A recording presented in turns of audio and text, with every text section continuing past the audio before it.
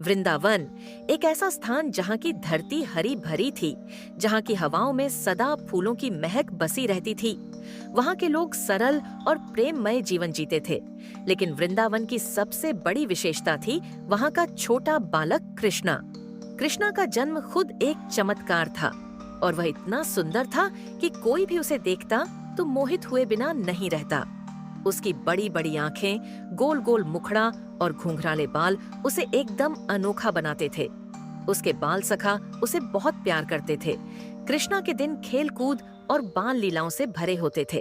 हर सुबह सूरज की किरणें जैसे ही वृंदावन की धरती पर पड़ती, कृष्णा अपने दोस्तों के साथ खेल में जुट जाता। वे सब मिलकर जंगल की तरफ जाते, जहाँ पेड़ पौधे ऊंचे और घने थे और हर जगह एक अनोखा सन्नाटा पसरा रहता था। एक दिन कृष्णा और उसके दोस्त हमेशा की तरह जंगल में खेलने के लिए गए। वृंदावन का यह जंगल हमेशा से ही उनकी शरण स्थली रहा था, लेकिन उस दिन जंगल का माहौल कुछ अजीब सा था। हवा में हल्की सी ठंडक थी और पेड़ों के पत्तों में एक अनजान सी खड़खड़ाहट थी। अचानक एक गहरी और गूंजती हुई आवाज जंगल की गहराई से सुनाई दी। कृष्णा ने रुककर अपने दोस्तों की तरफ देखा। क्या तुमने भी यह आवाज सुनी? उसने पूछा। उसके दोस्त थोड़े घबराए हुए थे, लेकिन कृष्णा की आंखों में जिज्ञासा और हिम्मत की चमक थी। उसने कहा, चलो देखते हैं कि यह आवाज कहाँ से आ रही है। शायद जंगल में कोई मदद की जरूरत हो। कृष्णा के दोस्तों में से कुछ ने हिचकिचाते हुए कदम पीछे खींचे, लेकिन कृष्णा की निडरता ने उन्हें हिम्मत दी। ठीक है, हम भी चलेंगे, उन्होंने कहा, और वे सभी उस आवाज के पीछे पीछे चल पड़े। जंगल के अंदरूनी हिस्से में जाते ही चारों ओर का वातावरण और भी रहस्यमय हो गया। बड़े बड़े पेड़ अजीब अजीब आकृतियों में झुके हुए थे और जमीन पर फैली घास इतनी घनी हो गई थी कि चलना मुश्किल हो रहा था।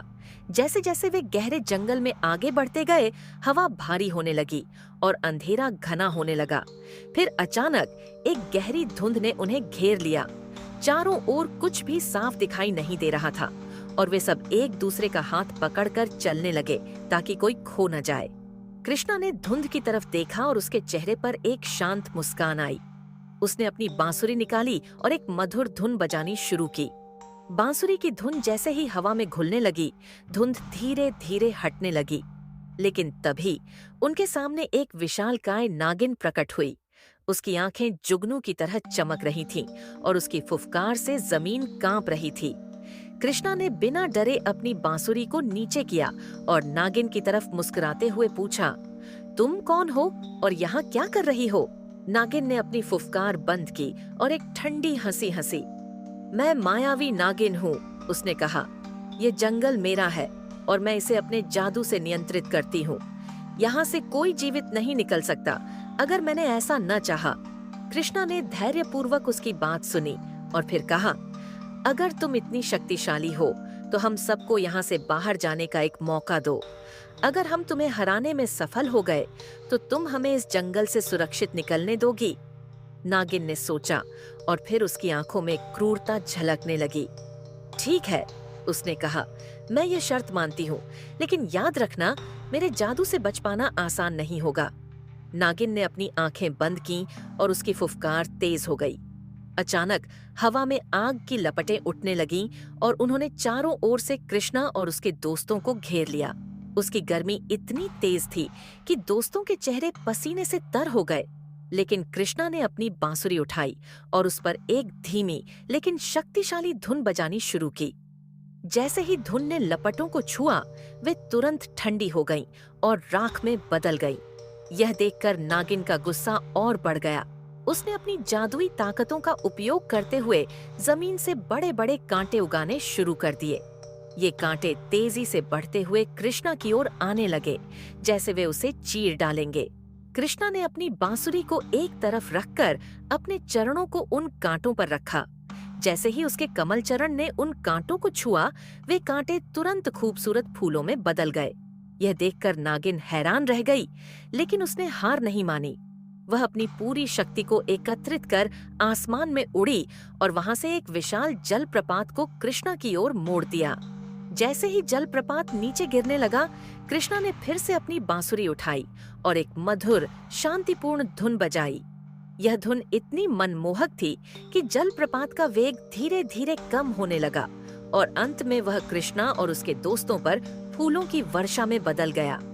नागिन अब बुरी तरह हताश हो गई थी। उसने सोचा कि कैसे इस छोटे बालक ने उसकी सारी ताकतों को विफल कर दिया। अब नागिन ने अपनी अंतिम चाल चली। उसने खुद को हजारों छोटे छोटे नागों में बदल लिया और वे सब मिलकर कृष्णा और उसके दोस्तों पर चारों ओर से हमला करने लगे। ये नाग इतने तेज थे कि दोस्तों को बचने का कोई मौका ही नहीं मिल रहा था। कृष्णा ने अपने दोस्तों की तरफ देखा और कहा, डरो मत, मैं यहाँ हूँ, हम सब मिलकर इनका सामना करेंगे। उसने फिर से अपनी बांसुरी उठाई और इस बार उसने एक ऐसी धुन बजाई जो अब तक सबसे शक्तिशाली थी। इस धुन ने हर छोटे नाग को थका दिया और वे सभी हिलने डुलने में असमर्थ हो गए। अंत में वे सब धरती पर गिर पड़े और वहां से धीरे धीरे गायब हो गए। नागिन ने अब पूरी तरह से हार मान ली थी। उसने थकान से भरी आवाज में कहा, तुमने मेरी सारी ताकतों को मात दे दी, लिटिल कृष्णा। अब मैं इस जंगल को छोड़ देती हूँ। तुम और तुम्हारे दोस्त इस जंगल से सुरक्षित बाहर जा सकते हो। कृष्णा ने मुस्कुराते हुए कहा, तुम्हारा धन्यवाद, लेकिन याद रखना, कभी भी अपनी शक्ति का दुरुपयोग मत करो। ताकत का असली मतलब दूसरों की मदद करना है, न कि उन्हें सताना। नागिन ने अपनी आंखें झुका लीं और वहां से गायब हो गई। जैसे ही नागिन गायब हुई, जंगल का माहौल बदल गया। चारों ओर फिर से रोशनी फैल गई और पेड़ पौधे खुशियों से झूम उठे। कृष्णा और उसके दोस्तों ने एक दूसरे को गले लगाया और उत्साह से नाचने लगे। कृष्णा ने अपने दोस्तों से कहा, हमने एक बार फिर साबित कर दिया कि सच्चे साहस और विश्वास के साथ हम किसी भी संकट का सामना कर सकते हैं।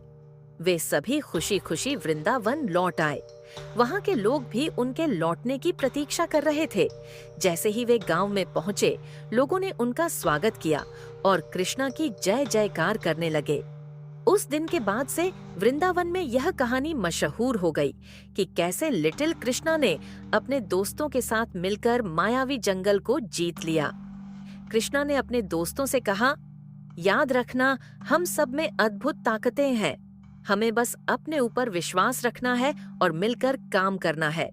कोई भी संकट बड़ा नहीं होता अगर हम एक दूसरे का साथ दें